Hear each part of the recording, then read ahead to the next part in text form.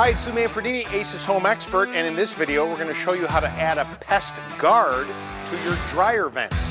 Adding a Pest Guard to the outside of your dryer vent is a great way to eliminate the chances of rodents or birds or any other kind of pest from entering your dryer vent in the event that it's stuck open. These are very easy to install. They come in different sizes. You want to buy one that's going to slip over the top of your existing vent cover. Then, using a couple of exterior grade screws, you're going to place the cover over the top of the old one, install the 2 screws, and you're done. And there you have it. For more information, you can visit us at acehardware.com. Please subscribe to our YouTube channel, or better yet, stop by your local neighborhood Ace Hardware store, because Ace is the helpful place.